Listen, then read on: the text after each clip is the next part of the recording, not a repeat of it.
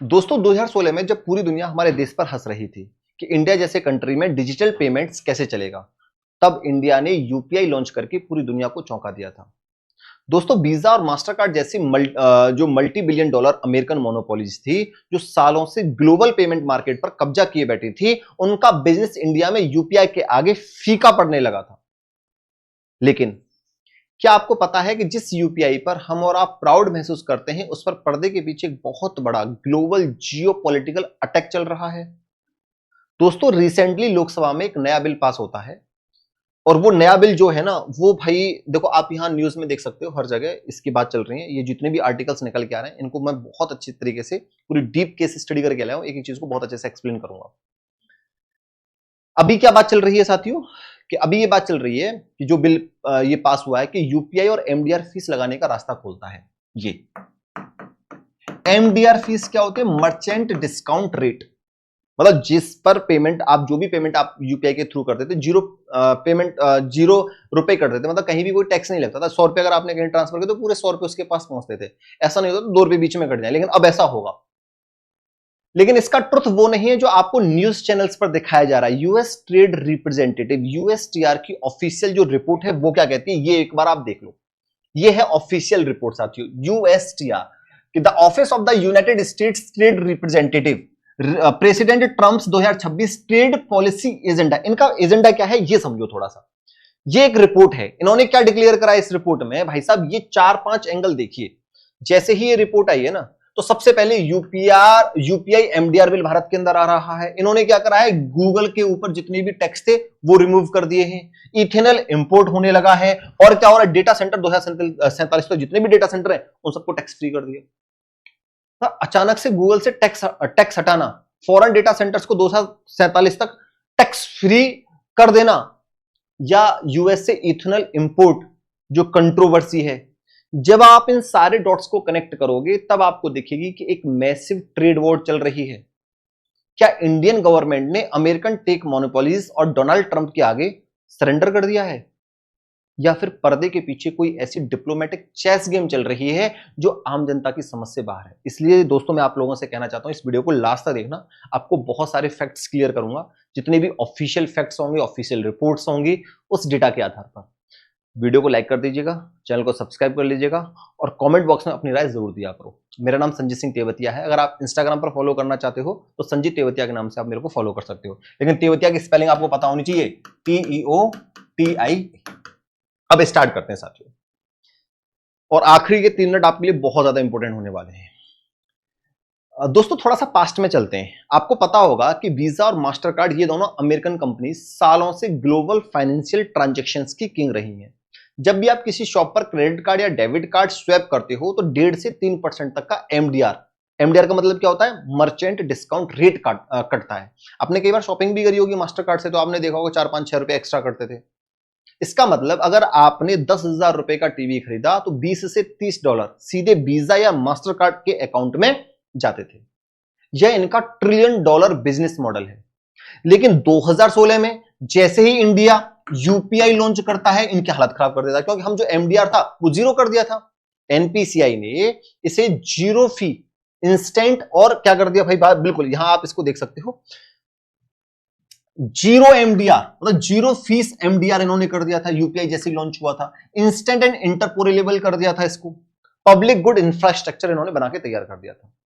अब रिजल्ट क्या हुआ, जो भी स्ट्रीट वेंडर थे, मतलब रोडों पर ठेला लेके खड़े हुए थे, वहां से लेकर बड़े बड़े मॉल्स तक हर कोई यूपीआई यूज करने लगा। अब आप बताओ, आपने 100 रुपए का कैश कितनी बार यूज करा है, और आपने यूपीआई से कितनी बार यूज करते हो? छोटे 10 रुपए, 20 रुपए, 100 रुपए, 150 रुपए, 200 रुपए। आप एक बार कमेंट बॉक्स में जरूर बताना कि आप सबसे ज्यादा किसका यूज कर रहे हो, और क्या आपका पैसा कटता है, और अगर अब आपकी जेब से पैसा कटने लगेगा तो आपको फिर कैसा महसूस होगा।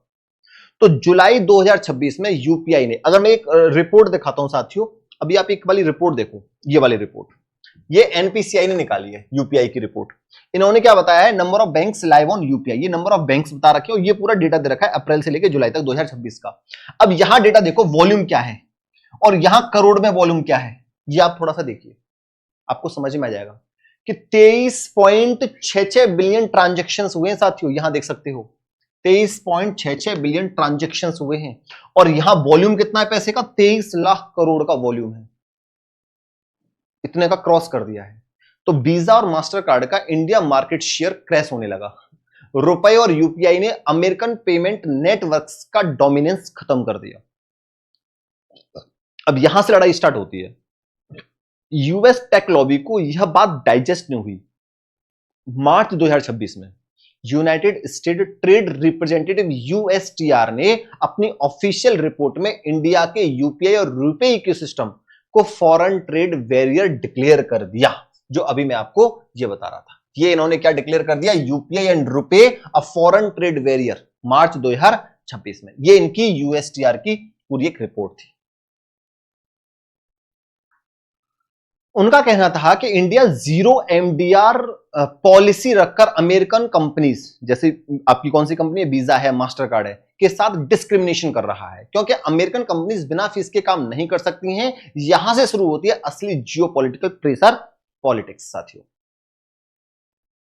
अब आते हैं सबसे लेटेस्ट टॉपिक पर, payment and settlement system act 2007 amendment bill. अब ये जो अमेंडमेंट बिल था, ये क्या कह रहा था, ये आप थोड़ा सा देखिएगा। यहां मैं थोड़ा सा आपको लेके चलता हूं। ये वाला जो बिल था, ये वाला गवर्नमेंट ने ऑफिशियली इंडिकेट किया है कि एमडीआर जो होगा वो 0.25% से लेकर 0.4% तक अलाउ किया जाएगा।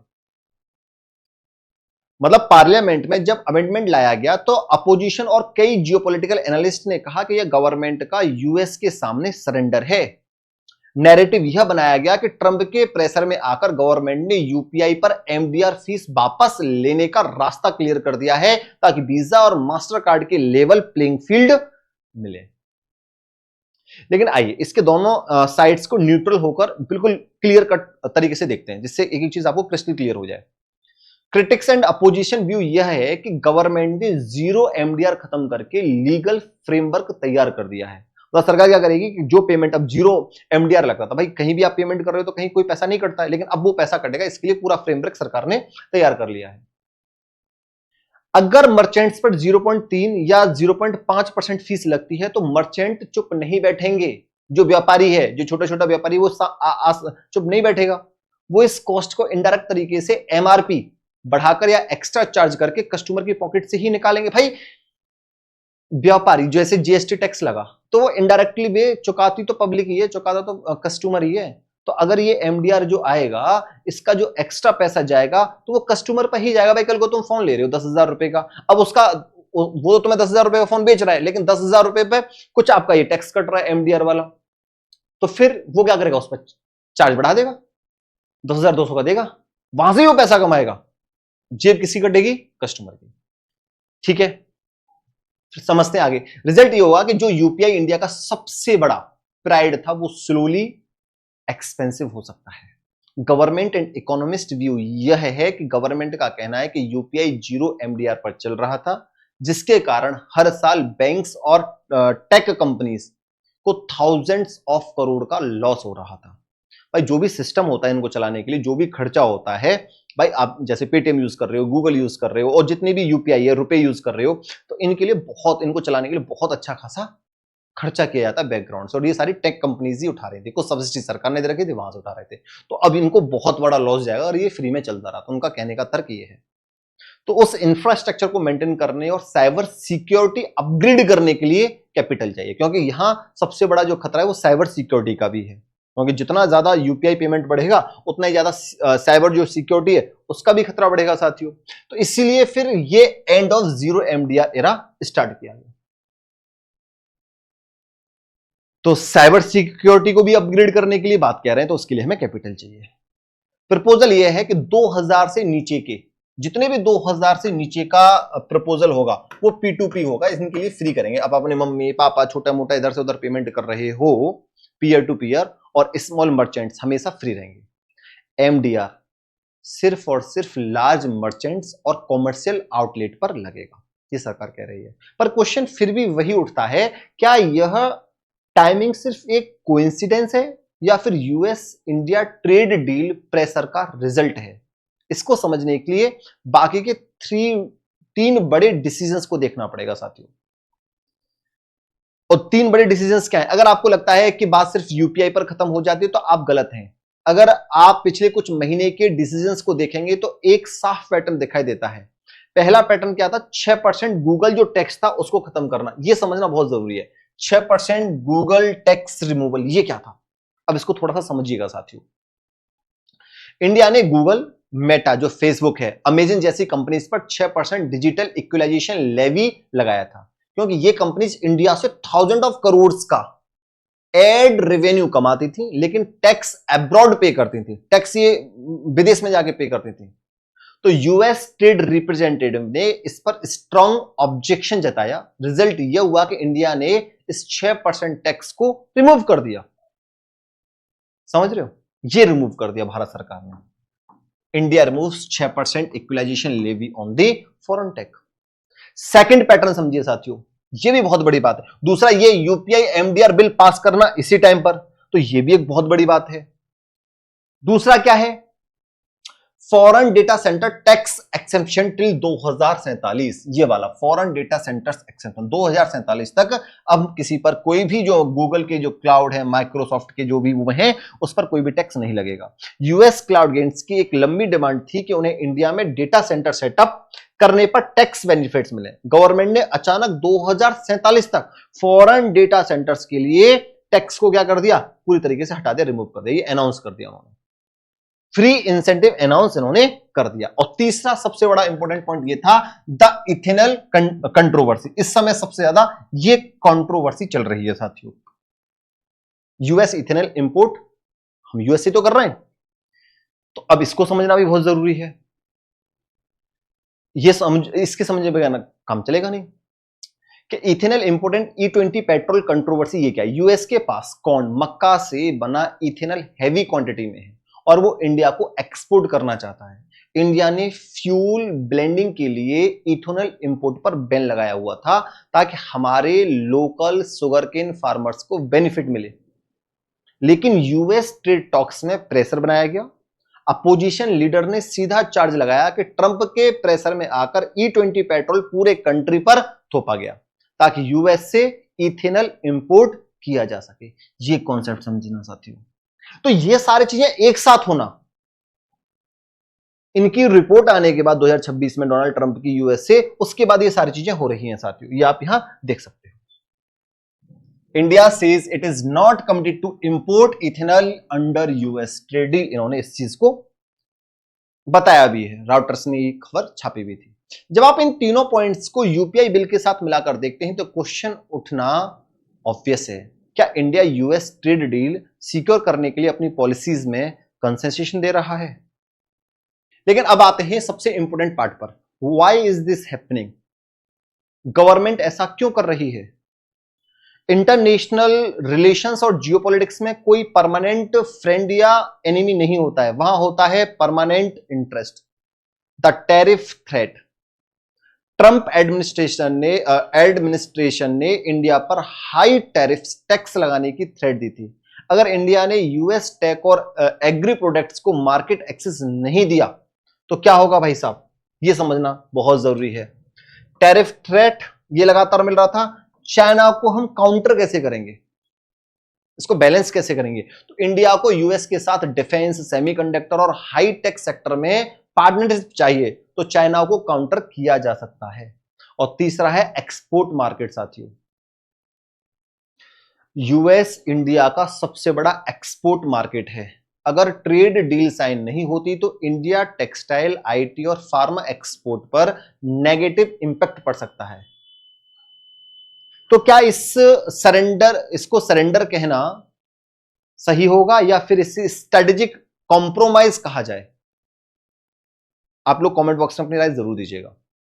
हिस्ट्री प्रूफ है कि जब भी कोई डेवलपिंग नेशन सुपर पावर के साथ निगोशिएट करता है तो उसे कुछ एरियाज में पीछे हटना पड़ता है, ताकि वो बड़े सेक्टर जैसे डिफेंस हो, टेक्नोलॉजी हो, इन सब में बेनिफिट्स उठा सके।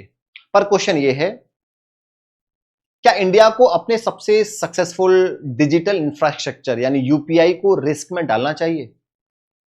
तो दोस्तों आखिर में ट्रुथ क्या है यह भी जानना बहुत जरूरी है आप लोगों के लिए। तीन बातें बिल्कुल क्लियर हो जाती हैं। फर्स्ट, यूपीआई का जीरो चार्ज मॉडल लंबे समय तक बिना किसी रेवेन्यू के सर्वाइव करना डिफिकल्ट था। लेकिन जिस तरह से यूएसटीआर के प्रेशर के बाद बिल का रास्ता क्लियर हुआ, वो दिखाता है कि अमेरिकन लॉबिंग का इंपैक्ट जरूर हुआ है। सेकंड, कॉमन पीपल के लिए यूपीआई अभी भी फ्री रहेगा, P2P और स्मॉल मर्चेंट्स के लिए, लेकिन लार्ज ट्रांजैक्शन पर एमडीआर आने से इनडायरेक्टली इन्फ्लेशन पर इंपैक्ट पड़ सकता है। और तीसरा है साथियों, ग्लोबल ट्रेड टॉक में इंडिया ने टेक और एग्रीकल्चर सेक्टर में यूएस को कुछ रिलैक्सेशन दिया है, जिसके बदले में इंडिया को यूएस से एडवांस मिलिट्री टेक और टैरिफ रिलीज की होप है। यह डिसीजन राइट है या रॉन्ग, यह इस बात पर डिपेंड करेगा कि आने वाले सालों में इंडिया यूएस ट्रेड डील से इंडिया को क्या मिलता है। पर एक बात क्लियर है, यूपीआई अब सिर्फ एक पेमेंट ऐप नहीं बल्कि global power politics chess board का सबसे बड़ा एक प्यादा बन चुका है। आपका क्या व्यू है? क्या इंडिया को यूएस के प्रेशर में आकर अपनी डिजिटल पॉलिसी में चेंजेस करने चाहिए या इंडिया को रिजिड स्टैंड लेना चाहिए? अपनी ओपिनियन नीचे कमेंट सेक्शन में जरूर रखिएगा। वीडियो पसंद आई हो तो लाइक करें, फ्रेंड्स के साथ शेयर करें और चैनल को सब्सक्राइब करना बिल्कुल मत भूलें। तो मैं मिलूंगा आपसे अगली जियोपॉलिटिकल केस स्टडी में। धन्यवाद साथियों।